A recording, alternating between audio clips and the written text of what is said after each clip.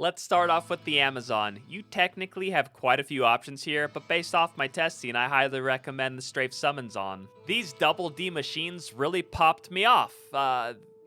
They pop off. This build can clear cows, Travancore, and the Chaos Sanctuary efficiently on day 1 in a budget setup.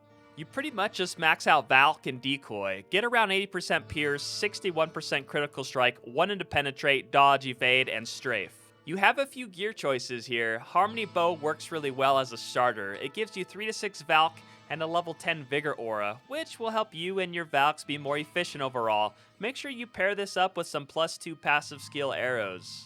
You could also craft the Caster Bow that could possibly roll up to +3 skills. The other option would be something like a Spirit Sword and a Splendor Shield. The Strafe setup is mainly for proccing amp damage and sustain by leeching. If you don't have any source of amp damage or sustain early on, the Sword and Board setup will work just fine. Make Peace as soon as you can. It's a super cheap rune word that will allow you to summon an additional Valk, which also provides +2 to Amazon skills. If you haven't found a pair of passive skill gloves, you can shop them from Anya and Hell, and make sure you get a lore helmet. Get yourself an Act 5 Might or BO Merc, depending if you want more damage or survivability. You should be able to cheese yourself through any level 85 zone, and it should be able to full clear Ubers. I highly recommend this build if you're starting an Amazon, and I rate this a 10 out of 10. Next, we have the Whirlwind Barbarian. This build is personally one of my faves, but you may need a little help getting it up and whirling. This budget barb is one of the most efficient Travancore farmers, mainly because of horking. I did hear, however, the PD2 team is toying with the idea of removing horking from Trav. If that does end up happening, just skip this budget starter and move on to the next one.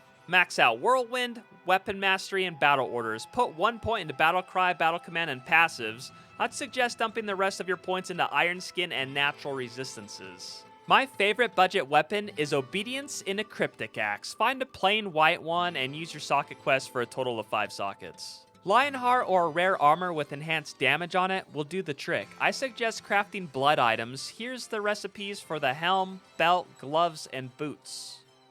The barb in this testing is using the items that I previously recommended. As long as you stack fire and light res and reset against conviction council members, your barb should be just fine. Getting to this point may be challenging if you're playing solo, however, and I wouldn't recommend this build in that case, and that's why it's getting a 6 out of 10. Next is the Summon Doodoo. What's better than playing a 20-year-old game? Letting the game play for you. Name your character Mowgli. Raised by a family of wolves since birth, Mowgli must defeat Bela and his minions while guided by a free-spirited bear named Baloo. For gear, all you need is the bare necessities, just spirit, lore, and splendor. I'm such a damn loser. Max Raven, Wolves, Bear, 1 into Poison Vine and Gust, then dump everything else into Heart of the Wolverine. An Act 5 Merc with Might or BO works extremely well with this build. It pretty much face rolls through anything. Cows, Travancore, Chaos. I'm sure it will be the go-to budget build for Ubers early on as well.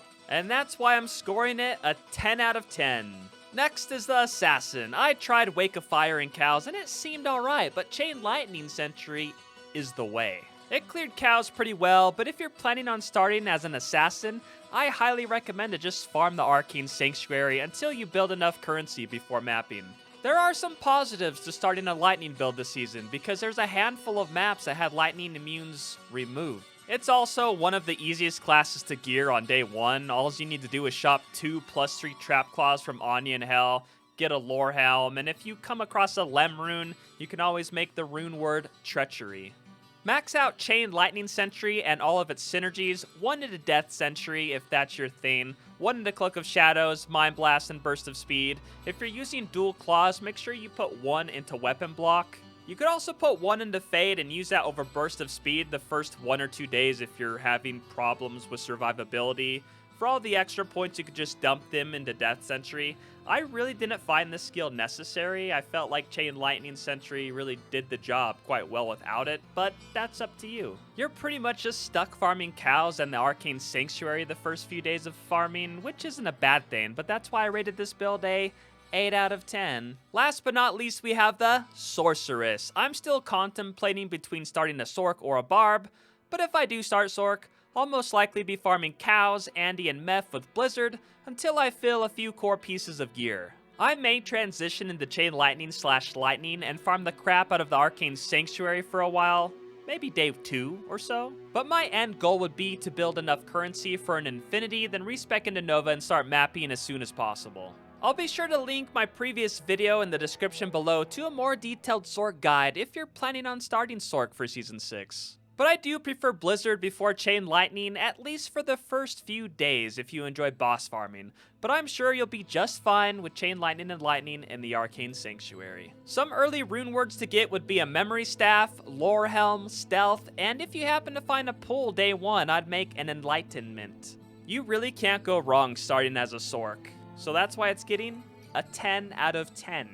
Necro and Paladin didn't quite make my list, but that's only because I don't personally enjoy playing those classes. They actually do quite well, and if you are planning on starting a Paladin, I'd highly recommend running with hammers as soon as you can. It's extremely strong in a budget setup. I personally just don't enjoy the skill, even though it shreds. 10 out of 10. For Necro, I heard Bone Spear is a great day 1 Chaos Farmer. You could also go with melee skellies and archers with amp damage as your curse of choice if you're into summons. I'll be late to the party for Season 6 because I'll be delivering those damn packages. I'll be at work all damn day, but I should be around on Twitch at FrankieFresh later that night. I'd love if you'd come say hello. I hope you guys have a great season start, and until next time, peace.